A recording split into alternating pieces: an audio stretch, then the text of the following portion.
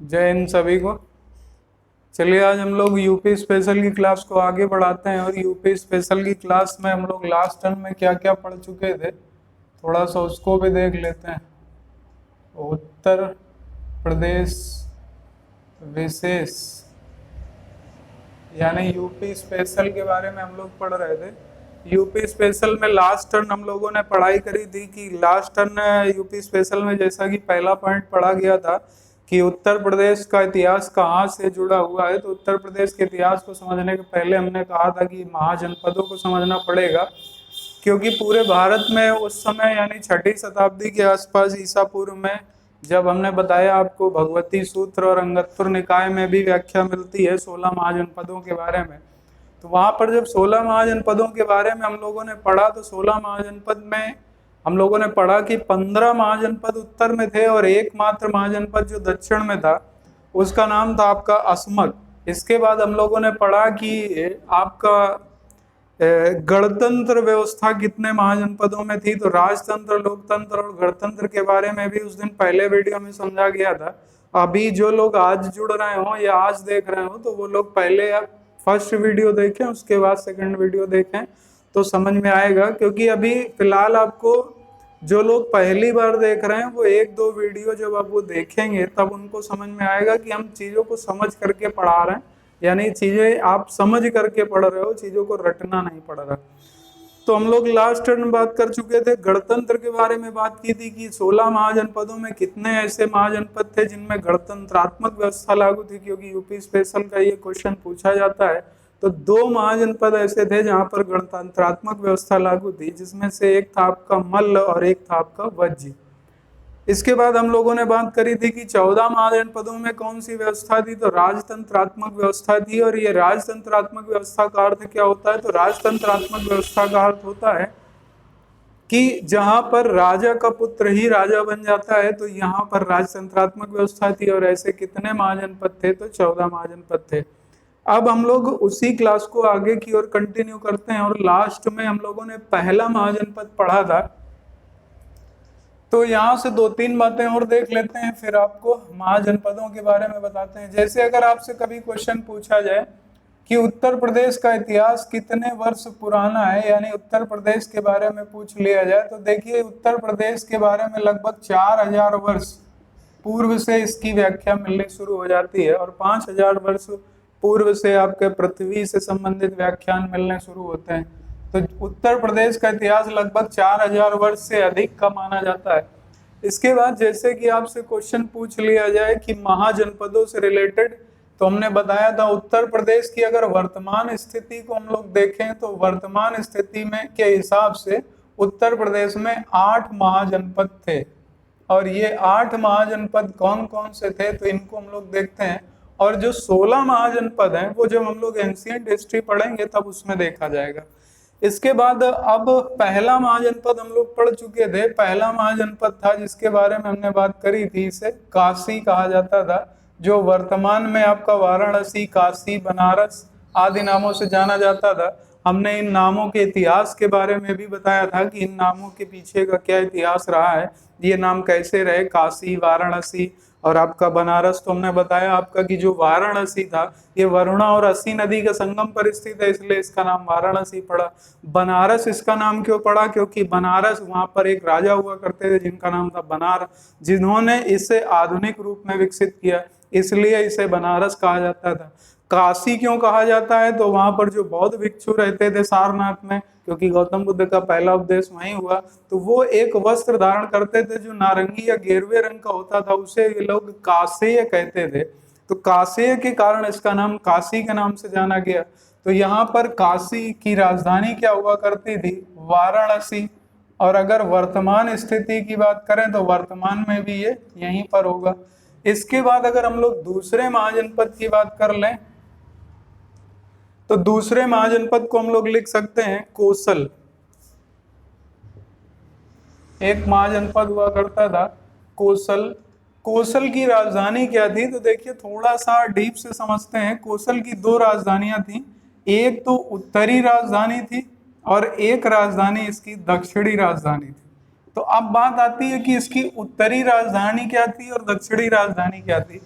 देखिए उत्तरी राजधानी का उस समय नाम हुआ करता था सहेत महेत,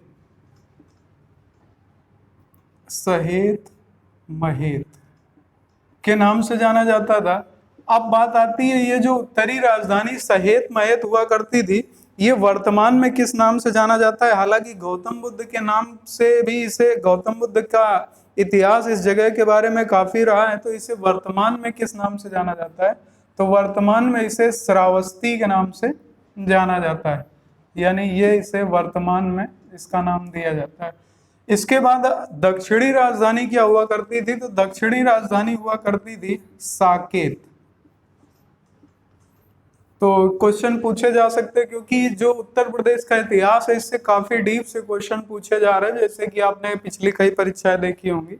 तो अब बात आती है कि साकेत का नया नाम क्या है, या आपको नया नाम रख करके पूछ सकता है कि इसका पुराना नाम क्या था। तो साकेत जो पुराना नाम था ये अयोध्या का नाम था, अयोध्या को ही साकेत के नाम से जाना जा सकता है। कई बार ऐसा होता है कि कौशल का जब वर्तमान क्षेत्र आपसे पूछा जाता है तो यहाँ पर श्रावस्ती और अयोध्या नहीं दिया जाता। हो सकता है ऑप्शन में आपको फैजाबाद दे दिया जाए, तो भी गलत नहीं होगा, क्योंकि ये यही क्षेत्र है। इसलिए हम लोग ये कह सकते हैं कि जो कौशल महाजनपद हुआ करता था वो उत्तर प्रदेश के वर्तमान समय में फैजाबाद क्षेत्र में स्थित था। राजधानियां इसकी क्या हुआ करती थी? तो उत्तरी राजधानी श्रावस्ती और दक्षिणी राजधानी अयोध्या हुआ करती थी। उस समय इनके नाम क्या थे? तो सहेत महत उत्तरी राजधानी थी जिसका वर्तमान नाम श्रावस्ती, और साकेत जिसका नाम वर्तमान अयोध्या हुआ करता था। उम्मीद है यहाँ तक आपको दिक्कत नहीं हो रही होगी, सारी चीजें समझ में आ रही होगी। इसके बाद तीसरा महाजनपद हम लोग बात कर लेते हैं, और तीसरे महाजनपद के रूप में हम लोग ले लेते हैं मल्ल को।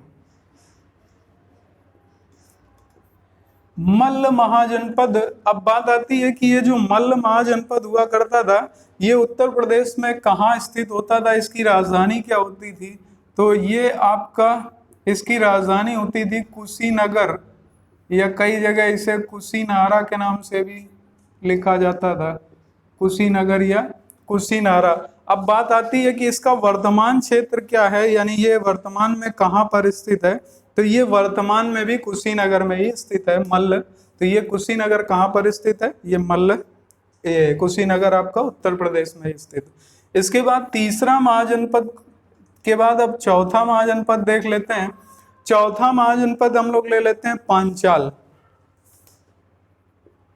पांचाल महाजनपद।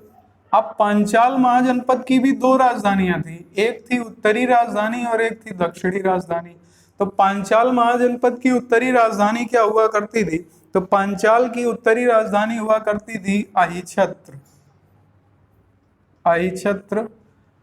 और दक्षिणी राजधानी इसकी क्या हुआ करती थी? तो दक्षिणी राजधानी होती थी काम्पिल्य। तो नोट कर लीजिएगा, उत्तरी राजधानी अहिछत्र और दक्षिणी राजधानी काम्पिल्य हुआ करती थी। अब बात आती है ये उत्तरी राजधानी का वर्तमान क्षेत्र क्या होगा? तो ये वर्तमान में बरेली वाला जो क्षेत्र है इसी को तब अहिछत्र के नाम से जाना जाता था, और जो काम्पिल्य वाला क्षेत्र है इसे फर्रुखाबाद के नाम से जाना जाता था, फर्रुखाबाद।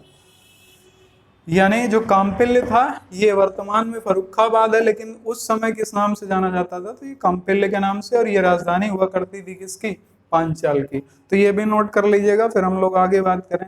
पांचाल देश से आप लोग समझ सकते हैं कि महाभारत काल में कुरुक्षेत्र में आपका द्रौपदी के बारे में काफी चर्चा रही है, जिन्हें पांचाली के नाम से भी जाना जाता था।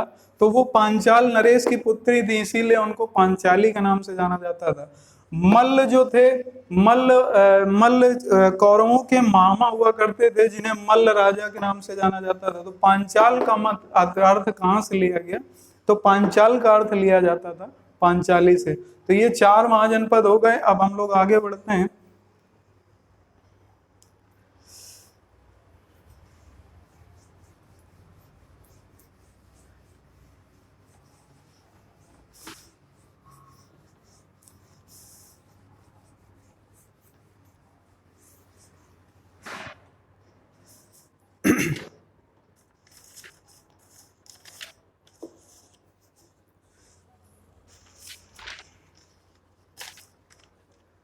अच्छा, आप लोग उत्तर प्रदेश से एक क्वेश्चन बताइएगा। क्वेश्चन दे रहे हैं हम, आप लोग कमेंट बॉक्स पे कमेंट करिएगा जरा। क्वेश्चन है, उत्तर प्रदेश में कहां पर देश का पहला, उत्तर प्रदेश में कहां पर देश का पहला ट्रांसजेंडर यूनिवर्सिटी बनेगी? मोस्ट इंपॉर्टेंट क्वेश्चन है, इसका आंसर आप लोग कमेंट बॉक्स पे कमेंट करिएगा। उत्तर प्रदेश में देश का पहला ट्रांसजेंडर यूनिवर्सिटी कहां पर बनेगी? अभी हम आपको यूपी का भी करंट अफेयर्स पढ़ाएंगे, जब यूपी स्पेशल खत्म हो जाएगा, जैसे ही कोई परीक्षा आती है तो यूपी का करंट अफेयर्स भी आपको पढ़ाएंगे। तो यहाँ पर उत्तर प्रदेश में देश का पहला ट्रांसजेंडर यूनिवर्सिटी कहाँ पर बनाया जाएगा, ये आपके लिए क्वेश्चन है, इसको नोट कर लीजिएगा और अगर जानते हो तो इसका आंसर कर दीजिएगा। इसके बाद जैसे कि अब हम लोग अगला महाजनपद देख लेते हैं, और अगला महाजनपद 5वां मगध, सॉरी ये तो बिहार का क्षेत्र पड़ जाएगा। अगला महाजनपद जैसे कि हम लोग देख सकते हैं वत्स महाजनपद। वत्स महाजनपद भी काफी फेमस था। इसका वर्तमान क्षेत्र क्या था या इसकी राजधानी पहले तो देख लेते हैं। इसकी राजधानी हुआ करती थी कौशाम्बी। कौशाम्बी अगर आप जानेंगे तो वर्तमान में ये प्रयागराज से जुड़ा हुआ क्षेत्र यानी इलाहाबाद से जुड़ा हुआ क्षेत्र है, तो इसे कौशाम्बी इसकी राजधानी हुआ करती थी। तो वत्स का तत्कालिक क्षेत्र क्या था, तो ये कौशाम्बी का क्षेत्र था। यह वर्तमान में इसे, तो ये प्रयागराज से जुड़ा हुआ एक जिला है कौशाम्बी। इसके बाद 6वां महाजनपद जैसे कि हम लोग देख लेते हैं। 6वां महाजनपद हम लोग बोल सकते हैं सूरसेन। सूरसेन, सूरसेन जो महाजनपद हुआ करता था, इसकी राजधानी क्या हुआ करती थी, तो इसकी राजधानी हुआ करती थी मथुरा, और इसका वर्तमान क्षेत्र भी क्या होगा, तो मथुरा होगा। चलिए एक क्वेश्चन यहीं पर और नोट कर लीजिएगा। अगला क्वेश्चन आपके लिए ये आ रहा है, भारत का पहला हाथी अस्पताल कहाँ बनाया गया? अगला क्वेश्चन है आपके लिए, भारत का पहला हाथी अस्पताल कहाँ बना? हिंट के लिए बता दें, उत्तर प्रदेश में ही है। बताइएगा क्वेश्चन, उत्तर प्रदेश में ही स्थित है ये। इसके बाद हम लोग 5वां देख लेते हैं, 5वां 6ठा, इसके बाद 7वां महाजनपद देख लेते हैं। और 7वें महाजनपद के रूप में हम लोग नाम ले सकते हैं किसका, तो 7वें महाजनपद के रूप में हम लोग बोल सकते हैं कुरु। कुरु वर्ड का अर्थ है कुरु वंश से। कुरु वंश की राजधानी क्या हुआ करती थी, तो कुरु वंश की राजधानियों में से या कुरु वंश के वर्तमान क्षेत्र में से एक क्षेत्र था जो आपका इसके अंतर्गत आता था, और इसकी राजधानी क्या होती थी, तो पहले तो राजधानी के बारे में बात कर लेते हैं। तो राजधानी हुआ करती थी इंद्रप्रस्थ। इसके बारे में आपको बता दें, इसका वर्तमान क्षेत्र कहाँ पड़ेगा, तो इसका वर्तमान क्षेत्र उत्तर प्रदेश में भी है, दिल्ली में भी और हरियाणा में भी, 3 जगह में इसको मिला करके ये पूरा कुरु वंश यानी कुरु साम्राज्य या कुरु महाजनपद का क्षेत्र आता था, जिसमें उत्तर प्रदेश का कौन सा क्षेत्र आता था, मेरठ आता था, इसके बाद दिल्ली आता था, और इसके बाद हरियाणा का एक क्षेत्र है थानेश्वर, तो ये क्षेत्र इसके अंतर्गत आता था। इंद्रप्रस्थ का इतिहास हम आपको इतिहास में कई बार बता चुके हैं कि इंद्रप्रस्थ की स्थापना पांडवों के भाई युधिष्ठिर ने की थी, और इंद्रप्रस्थ की स्थापना करने के बाद इसका नाम परिवर्तित होते होते आगे जाकर के दिल्ली के नाम से परिवर्तित कैसे हुआ, तो एक क्वेश्चन यहाँ से आपके लिए फिर से आता है कि दिल्ली नगर, इतिहास से है, दिल्ली नगर का संस्थापक कौन था? जो पुराने स्टूडेंट हैं उन सबको मालूम होगा, कमेंट जरूर करिएगा, दिल्ली नगर का संस्थापक कौन था। तो यहाँ से 7 महाजनपद हो गए। 8वें महाजनपद को भी देख लेते हैं। 8वां महाजनपद है चेदी। चेदी महाजनपद के बारे में आपसे क्वेश्चन पूछा जा सकता है कि चेदी महाजनपद की राजधानी क्या हुआ करती थी, तो इसकी राजधानी हुआ करती थी शक्तिमती। शक्तिमती इसकी राजधानी हुआ करती थी। वर्तमान क्षेत्र इसका कौन सा पड़ेगा, तो वर्तमान में ये बुंदेलखंड का क्षेत्र पड़ता है। चेदी राजवंश या चेदी महाजनपद।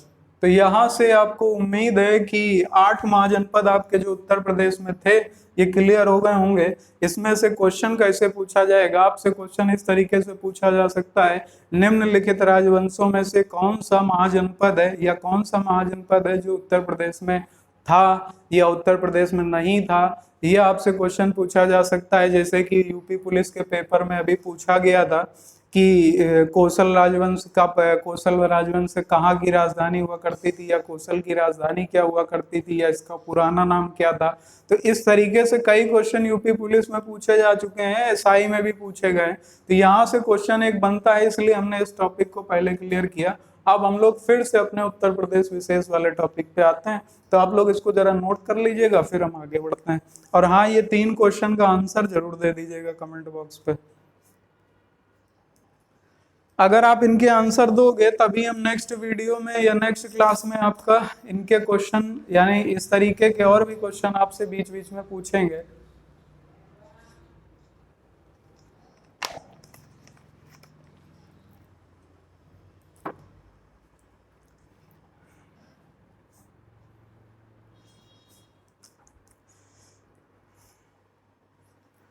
चलिए आगे देखते हैं।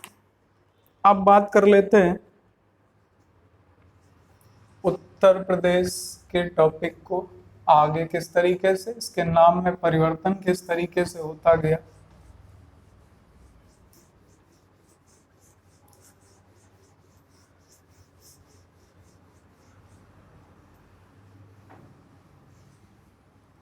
देखिए, सबसे पहली बात उत्तर प्रदेश के जो ज्ञात इतिहास के संबंध में बात आती है। उत्तर प्रदेश के ज्ञात इतिहास के संबंध में ये पाया गया कि जब हमारा वैदिक काल चल रहा था, वैदिक कालीन जो सभ्यता हुआ करती थी, ये वैदिक कालीन सभ्यता किस प्रकार की थी, तो ये एक प्रकार की ग्रामीण सभ्यता हुआ करती थी वैदिक काल की।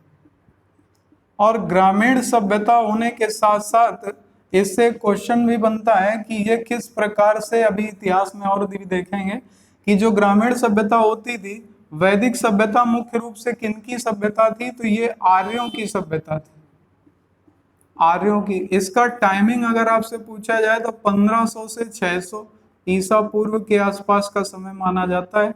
और 600 के बाद आपका जैसे कि बौद्ध धर्म शुरू हो गया, तो यहाँ से बौद्ध धर्म की मान्यताएं बढ़ने लग गई।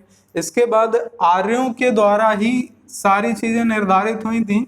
और आर्यों के द्वारा निर्धारित होने का, क्योंकि पहला ज्ञात इतिहास आर्यों के संबंध में ही उल्लिखित मिलता है, इसी समय में आपका ऋग्वेद और सारे चारों वेदों का वर्णन हुआ, चारों वेदों की व्याख्या हुई, चारों वेदों का संकलन हुआ। तो वैदिक काल में मुख्य रूप से कैसी सभ्यता थी, ग्रामीण थी।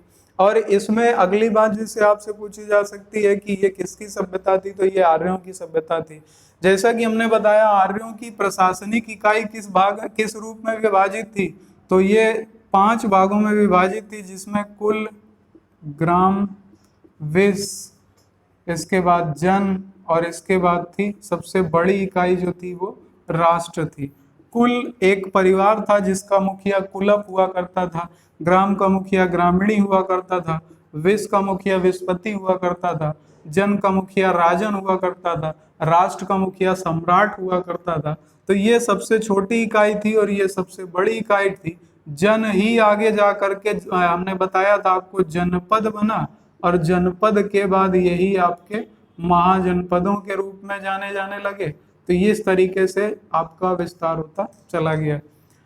अब यहाँ से बात आती है कि आर्य जो आए, तो आर्यों का मूल निवास स्थान क्या था, तो इसके संबंध में 2 लोगों के बारे में ज्यादा पुष्टि मानी जाती है। जैसे एक आपके महान दार्शनिक हुए जिन आर्यों के संबंध में जिन्होंने बात करी, और उनका नाम है मैक्स मूलर। मैक्स मूलर ये बोलते हैं कि आर्यों का मूल निवास मध्य एशिया था, और ये मूल निवासी थे मध्य एशिया के, और ये मध्य एशिया से ही भारत आए थे। उसी जगह आपके अगर बीजी तिलक की बात करें तो मैक्स मूलर ने कहाँ से माना, तो मैक्स मूलर ने कहा कि आर्य मध्य एशिया के मूल निवासी थे और यहाँ से ये भारत आए। जबकि आर्यों के संबंध में आपके बीजी तिलक यानी बाल गंगाधर तिलक ने क्या कहा, तो बाल गंगाधर तिलक ने अपनी पुस्तक गीता रहस्य में ये वर्णन किया है कि बीजी तिलक ने यह कहा कि आर्यों का मूल निवास स्थान जो हुआ करता था, वो मूल निवास स्थान इनका कहाँ पर हुआ करता था, तो इन्होंने कहा कि आर्य मूल रूप से उत्तरी ध्रुव के निवासी थे। वहां से ये अपना जो ज्ञान था या अपनी जो एक सभ्यता थी उसको विकसित करने के लिए ये उत्तरी ध्रुव से चले और पूरे विश्व को अपनी सभ्यता से परिचित कराते रहे। इसी के साथ जब ये भारत आए तो भारत आने पर हुआ क्या कि उत्तर वैदिक काल का जब समय आया उसी समय लोहे का आविष्कार हो गया। लोहे का आविष्कार हो जाने से जंगलों की सफाई करना आसान हो गया और ये आर्य जो प्रवेश किए, तो इसका एक छोटा सा मैप से अगर आपको बताएं तो आप शॉर्ट में भी समझ लीजिए, बाकी हिस्ट्री में ये सारी चीजें हम आपको बहुत बेहतर तरीके से बताएंगे। कि हिस्ट्री में मैपिंग जब आपको बताएंगे तो हिस्ट्री में मैपिंग से भी आप समझ जाओगे।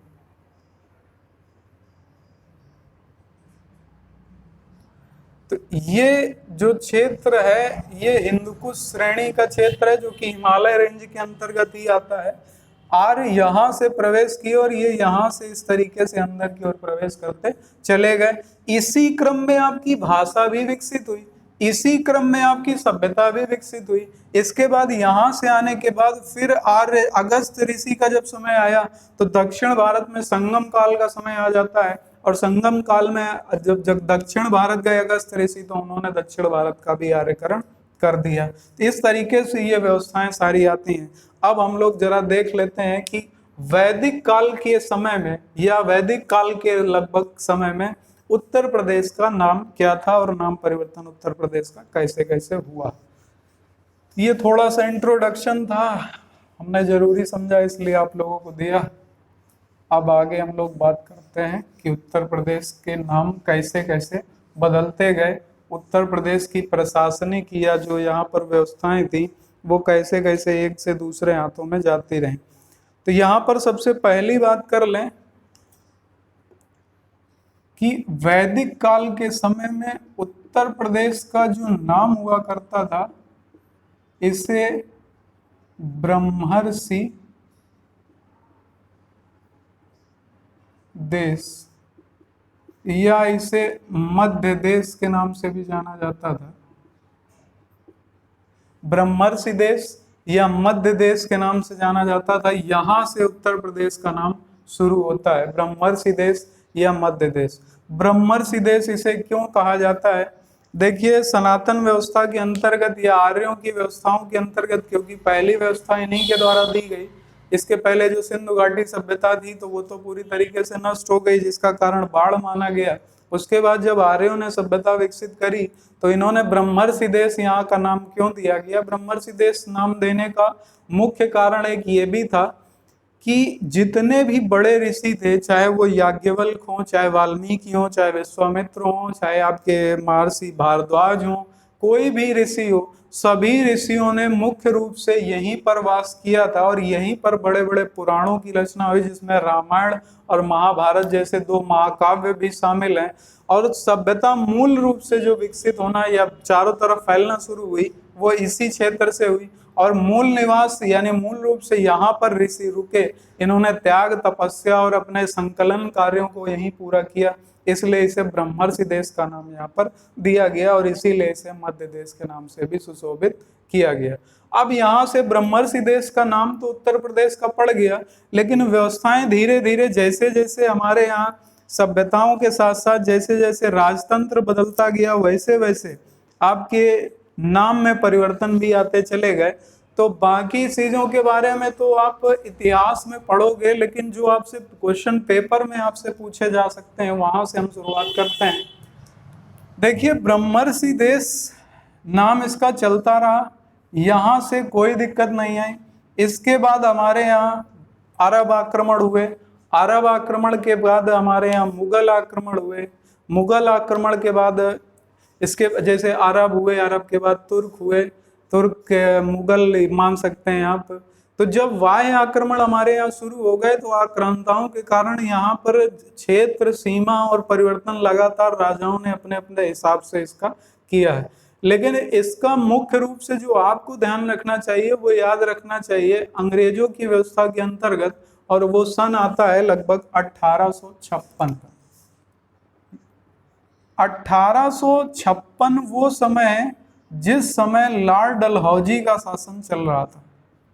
लॉर्ड डलहौजी, लॉर्ड डलहौजी के बारे में आप सब लोग बहुत अच्छी तरीके से जानते हैं कि लॉर्ड डलहौजी की एक व्यवस्था थी जिसे डॉक्ट्रिन ऑफ लैप्स, गोद निषेध नीति या हड़प नीति के नाम से जाना जाता है।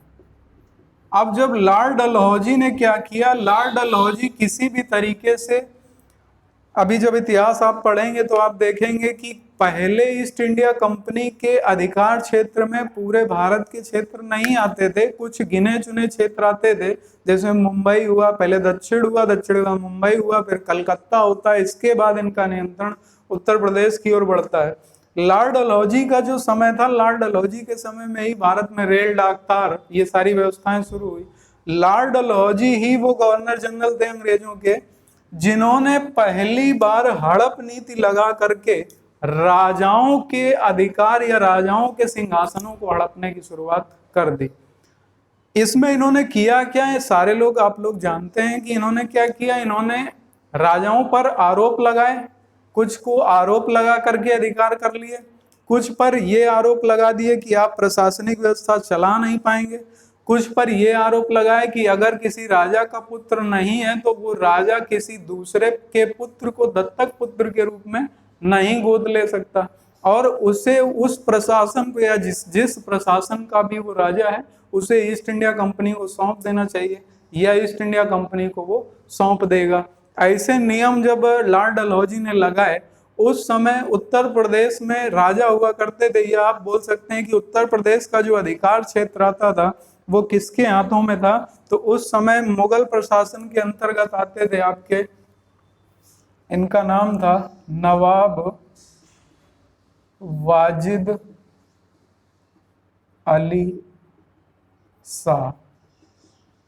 नवाब वाजिद अली शाह पर ये आरोप लगाए गए क्योंकि 1856 का वो समय था जब भारत में 1857 की क्रांति के पहले के जो कारण थे, तात्कालिक कारण भी और दूरगामी कारण भी, वो सारे तैयार हो रहे थे। तो लॉर्ड डलहौजी ने इनके ऊपर आरोप लगाया और इनके ऊपर कुप्रशासन का आरोप लगा करके इसको हड़पने का पूरा प्रयास किया। और इनसे, जिनके ऊपर आरोप किस बात का लगाया, तो याद रखिएगा, इनके ऊपर कुशासन का आरोप लगाया था, और कुशासन का आरोप लगा करके इसे इनसे छीन लिया, यानी नवाब वाजिद अली शाह से छीन लिया गया। अब बात आती है कि जब कुशासन का आरोप लगा दिया गया और ये प्रशासन में किसके चला गया, ईस्ट इंडिया कंपनी के चला गया, अब इसके नामों में परिवर्तन शुरू हो जाएंगे। अब यहां से जब ये ईस्ट इंडिया कंपनी के प्रशासन में चला जाता है तो लगभग समय आता है 1877 का। 1877 का जब समय आया तो ये क्षेत्र जो था इसको मिला दिया गया, उत्तर प्रदेश का क्षेत्र इसको मिला दिया गया, किसमें, तो इसे मिला दिया गया पश्चिमोत्तर प्रांत में। पश्चिमोत्तर प्रांत में जब 1877 में इसे मिलाया गया तो पश्चिमोत्तर प्रांत में मिलाने के बाद इसका नाम क्या रख दिया गया, तो इसका नाम रख दिया गया उत्तर पश्चिम प्रांत। पश्चिमोत्तर प्रांत में मिला करके इसका नाम उत्तर पश्चिम प्रांत। और उत्तर पश्चिम प्रांत के साथ साथ, क्योंकि इसके दो प्रमुख क्षेत्र हुआ करते थे, एक था आगरा, एक था अवध, तो ये दोनों मिल गए, अब इनका नाम पड़ गया पश्चिमोत्तर प्रांत। आगरा एवं अवध के नाम से इसे जाना जाने लगा। तो यहां से 1877 में इसका नाम क्या पड़ जाता है, तो इसका नाम पड़ जाता है आपका आगरा एवं अवध, या इसी को जब मिला दिया गया तो इसे संयुक्त प्रांत के नाम से भी जाना जाने लगा। तो इसे नोट कर लीजिएगा आप लोग, उत्तर पश्चिम प्रांत, आगरा एवं अवध, या इसी को क्योंकि दो क्षेत्र मिलाए गए, आगरा एवं अवध, तो इसी को संयुक्त प्रांत भी कुछ लोग कुछ जगह पर लिखा मिल जाएगा आपको कि संयुक्त प्रांत का भी नाम इसका मिल जाता है। तो ये कब मिलता है? तो ये 1877 में मिलता है। इसके बाद अगला परिवर्तन इसमें कब आया?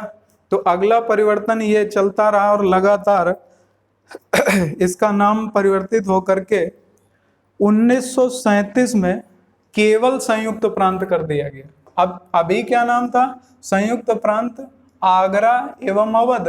अब समय आता है लगभग 1937 का, और 1937 में ही आपको मालूम है पहली बार विधानसभा का आपके यहाँ गठन भी हुआ था, अभी उसकी भी बात करेंगे।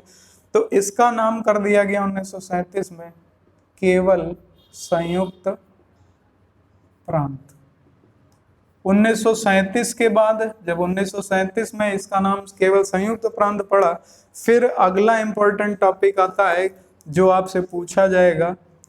डेट है आपकी जिसमें आपसे कई बार क्वेश्चन पेपर में पूछा भी जाता है।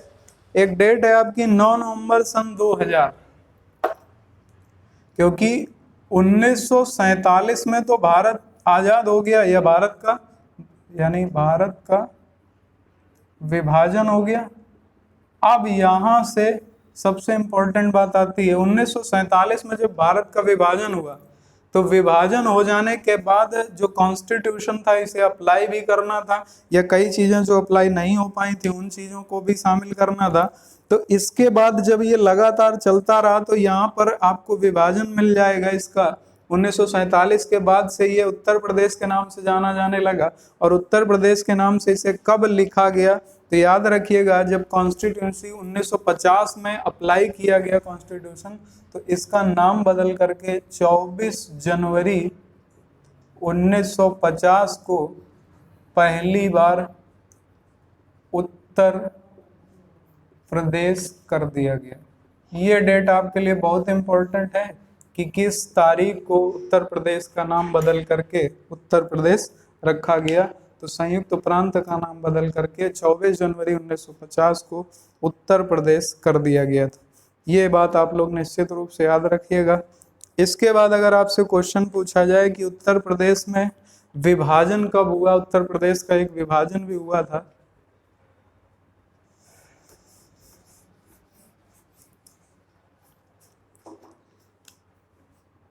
उत्तर प्रदेश का विभाजन, उत्तर प्रदेश का पहली बार विभाजन या एक ही बार विभाजन हुआ है, तो उत्तर प्रदेश का विभाजन होता है 9 नवंबर 2000 को।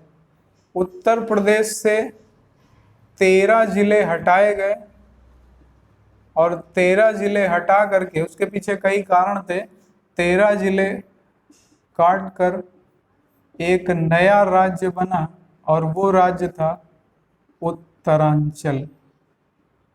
13 जिले हटा लिए गए और नया राज्य बना दिया गया उत्तरांचल। अब ये उत्तरांचल जो बना, कई बार यहाँ से ये भी क्वेश्चन पूछा जाता है, उत्तरांचल का नाम बदल करके उत्तराखंड कब किया गया?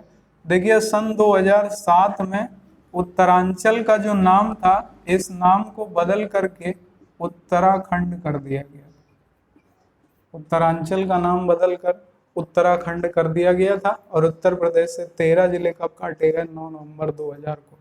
क्योंकि 1, 9, 15 ये 3 डेटें हमने बताई थी जिसमें 3 राज्यों में विभाजन हुए थे, जिसमें 9 नवंबर का उत्तर प्रदेश का विभाजन आता है, जिसमें 13 जिले काट करके आपका बना दिया गया था कौन? उत्तराखंड। और ये उत्तराखंड का नाम उत्तरांचल से उत्तराखंड कब किया गया? 2007 में। उम्मीद है यहाँ तक आपको बातें काफी समझ में आ रही होंगी। अब नेक्स्ट क्लास जब यूपी स्पेशल की हम लेंगे, तो नेक्स्ट क्लास में चीजें आपको और अच्छे तरीके से समझ में आती जाएंगी। ये तो इतिहास के प्रश्न थे। अब हम लोग विधानसभा, विधान परिषद, इसके बाद उत्तर प्रदेश के कितने ऐसे क्षेत्र हैं जो एनसीआर के अंतर्गत आते हैं, इसके बाद और उत्तर प्रदेश के बारे में क्या क्या क्वेश्चन पूछे जाते हैं, तो वो सारी बातें हम लोग नेक्स्ट वीडियो में करेंगे। अगर आपको वीडियो अच्छा लग रहा हो या आपको चीज़ें समझ में आ रही हो तो कमेंट कर दीजिएगा, अपने दोस्तों के साथ भी शेयर कर दीजिएगा, और सब्सक्राइब अगर ना किया हो तो सब्सक्राइब भी कर लीजिएगा। तब तक के लिए अब मिलते हैं नेक्स्ट क्लास में। जय हिंद, वंदे मातरम।